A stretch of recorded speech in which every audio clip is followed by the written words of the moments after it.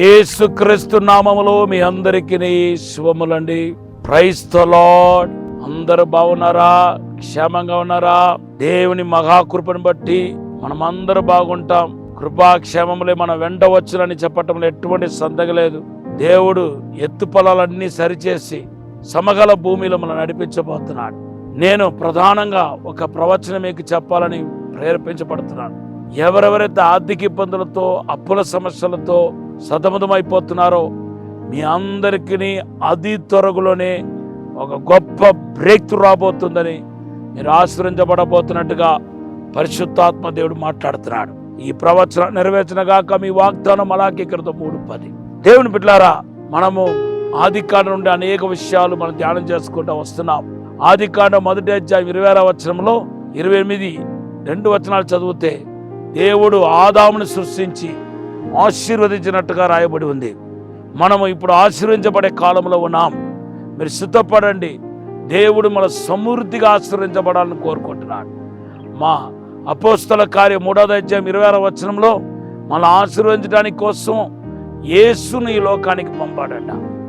చూసారా? మన ఆశీర్వదించడానికి కోసం యేసుని ఈ లోకానికి పంపించాడు. ఈ యొక్క ఉద్దేశం, యేసు ఈ భూమికి వచ్చిన ఉద్దేశం నెరవేర్చబడలేని పక్షముగా మిమ్మలను దేవుడు పరలోకములో తన సింహాసనంలో కూర్చుండబెట్టడం. అది నేనట్లేదు, బైబిలే చెప్తుంది. మత్తయి సువార్త 25వ అధ్యాయం 34వ వచనంలో ఆశీర్వదించబడిన వారిని చూచి ప్రభు అంటున్నారు, నా తండ్రి చేత ఆశీర్వదించబడిన వాళ్ళారా లోపలికి రండి, లోకం పుట్టిన మొదలుకొని కొరకు సిద్ధపరచబడిన రాజ్యాన్ని స్వతంత్రించుకొనుడి అంటున్నాడు. దేవుని బిడ్డలారా, ఆశీర్వదించబడిన వాళ్ళారా అని మాట కనపడుతుంది. ఆశీర్వదించబడిన వారి కోసమే రాబోతున్నాడు. ఈ భూమిలో ఉన్న దినాల్లో ఆత్మీయంగాను భూ సంబంధంగాను మీరు ఆశీర్వదించబడాలి.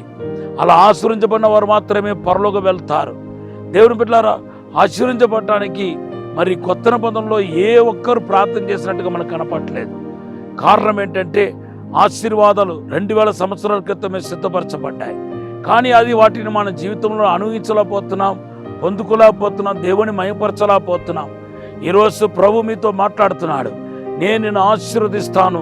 మన అంచెలో ఉన్న మీరు ప్రభు చేత దీవించబడాలి, ఆశీర్వదించబడాలి. అబ్రహాం కానీ, దేవుని బిడ్డలారా, యాకోబు కానీ, ఇస్సాకు కానీ ఆశీర్వదించబడటానికి, మన పితరులు ఆశీర్వదించబడటానికి దేవుని యొక్క షరతులు పాటించారు. ఈరోజు అనేక మంది షరతులు పాటించకుండా నేను ఆశీర్వదించబడిపోవాలని కోరుకుంటున్నారు. చూడండి, ద్వితీయోపదేశకాండం 28వ అధ్యాయం మొదటి 2 వచనాలు చదివితే ఆశీర్వదించబడటానికి దేవుడు పెట్టే షరతు ఏంటంటే ఆజ్ఞను మీరు పాటించాలి. స్వస్థత పొంది దీర్ఘాయుష్మంతులుగా ఉండటానికి దేవుడు పెట్టే షరతు ఏంటంటే నిర్గమకాండం 17:26లో దేవుని బిడ్డలారా, మరి నా మాటను శ్రద్ధగా వినాలి అంటున్నాడు.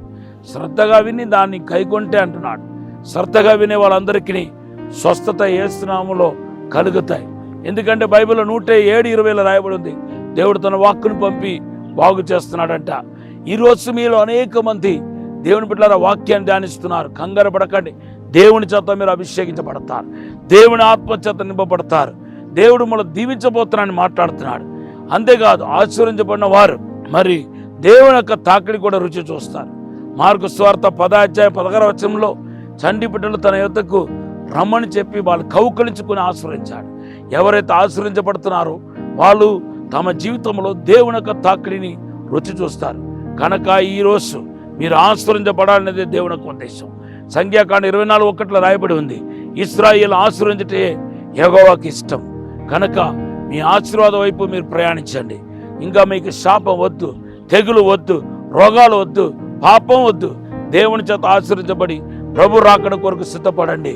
దేవుని యొక్క పోలిక కనుక ఆదాంలాగా వచ్చేసిందంటే నిశ్చయంగా ఏ దేశంలో ఉన్నా, ఏ ప్రాంతంలో ఉన్నా దేవుడు మనం ఆశీర్వదించే తీరుతాడు. ఆత్మీయంగాను భూ సంబంధంగా దేవుడు దీవిస్తాడు. అప్పుడు మీరు గొప్పవాళ్ళు అయిపోతారు. ఈ మాటను దేవుడు దీవించనుగాక.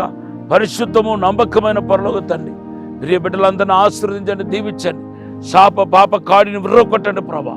దుష్ట శక్తులు యేసు నామములో పారదోలండి ప్రభా. ఆశీర్వాదం లేకుండా చేసే ప్రతి దురాత్మ శక్తులని యేసు నామములో లయమైపోనుగాక. ఇప్పుడు అంధకార శక్తులని పారిపోనుగాక. ఇప్పుడే తాకుమని దీవించమని యేసు నామములో అడిగి వేడుకుంటున్నాం తండ్రి. Amen. Have a blessed day.